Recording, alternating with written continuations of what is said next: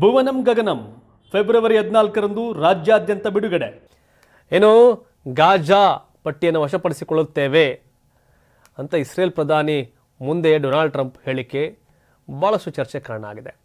Israel ಮತ್ತು Palestine ನಡುವಿನ ಸುದೀರ್ಘ ಸಂಘರ್ಷಕ್ಕೆ ಕಾರಣವಾಗಿರತಕ್ಕಂಥ ಗಾಜಾ ಪಟ್ಟಿಯನ್ನು ಅಮೆರಿಕ ವಶಕ್ಕೆ ಪಡೆಯಲಿದೆ ಅಂತ ಅಮೆರಿಕ ಅಧ್ಯಕ್ಷ ಡೊನಾಲ್ಡ್ ಟ್ರಂಪ್ ಘೋಷಣೆ ಮಾಡಿದ್ದಾರೆ. ಹೌದು, ಇಸ್ರೇಲ್ ಹಮಾಸ್ ನಡುವಿನ ಕದನ ವಿರಾಮದಲ್ಲಿ ಮಹತ್ವದ ಪಾತ್ರ ವಹಿಸಿದ್ದ ಅಮೆರಿಕದ ಅಧ್ಯಕ್ಷ ಡೊನಾಲ್ಡ್ ಟ್ರಂಪ್ ಇದೀಗ ಇಸ್ರೇಲ್ನ ಗಾಜಾ ಪಟ್ಟಿಯನ್ನು ಸ್ವಾಧೀನಕ್ಕೆ ಪಡೆಯಲು ಮುಂದಾಗಿದ್ದಾರೆ.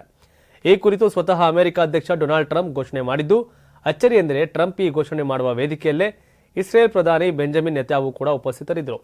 ಅಮೆರಿಕಾಗೆ ಭೇಟಿ ನೀಡಿದ ಇಸ್ರೇಲ್ ಪ್ರಧಾನಿ ಬೆಂಜಮಿನ್ ನೆತಾನ್ಯಾಹು ಜೊತೆಗಿನ ಮಾತುಕತೆಯ ನಂತರ ಟ್ರಂಪ್ ಈ ಬಗ್ಗೆ ಘೋಷಣೆ ಮಾಡಿರುವುದು ಭಾರೀ ಕುತೂಹಲ ಮೂಡಿಸಿದೆ.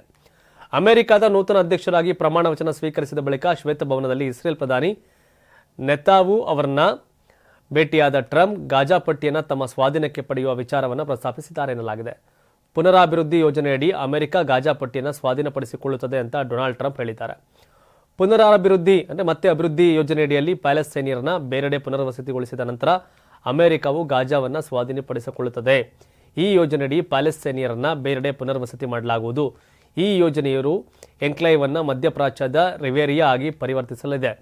ಅಮೆರಿಕ ಗಾಜಾ ಪಟ್ಟಿಯನ್ನು ಸ್ವಾಧೀನಪಡಿಸಿಕೊಳ್ಳುತ್ತದೆ ಮತ್ತು ನಾವು ಗಾಜಾದೊಂದಿಗೆ ಕೆಲಸ ಮಾಡುತ್ತೇವೆ ಅಂತ ಟ್ರಂಪ್ ಹೇಳಿದ್ದಾರೆ.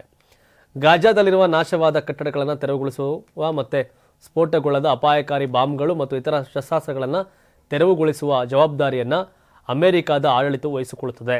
ಇನ್ನು ಗಾಜಾ ಪಟ್ಟಿಯನ್ನು ವಶಪಡಿಸಿಕೊಳ್ಳುವ ಅಮೆರಿಕ ನಡೆಯನ್ನು ಗಾಜಾವನ್ನು ಆಳುವ ಪ್ಯಾಲೆಸ್ತೈನ್ ಗುಂಪಾದ ಹಮಾಸ್ ಖಂಡಿಸಿದೆ. ಈ ಪ್ರದೇಶದಲ್ಲಿ ಅವ್ಯವಸ್ಥೆ ಮತ್ತು ಉದ್ವಿಗ್ನತೆಯನ್ನು ಸೃಷ್ಟಿಸುವ ಪ್ರಯತ್ನವಿದು. ಗಾಜಾ ಪಟ್ಟಿಯಲ್ಲಿರುವ ನಮ್ಮ ಜನರು ಈ ಯೋಜನೆಯನ್ನು ಜಾರಿಗೆ ತರಲು ಬಿಡೋದಿಲ್ಲ ಅಂತ ಹಮಾಸ್ ಕಿಡಿಕಾರಿದೆ.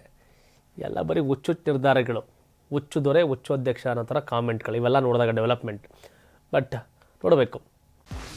84ರಿಂದ 50 kg ಬಂದೆ, ಆಮೇಲೂ ಸಣ್ಣಗೆ ಫಿಟ್ ಆಗಿದ್ದೀನಿ. ಅದಕ್ಕೆ ನಾನು ಯೂಸ್ ಮಾಡ್ತಾ ಇರೋದು ಜೀನಿ ಸ್ಲಿಮ್.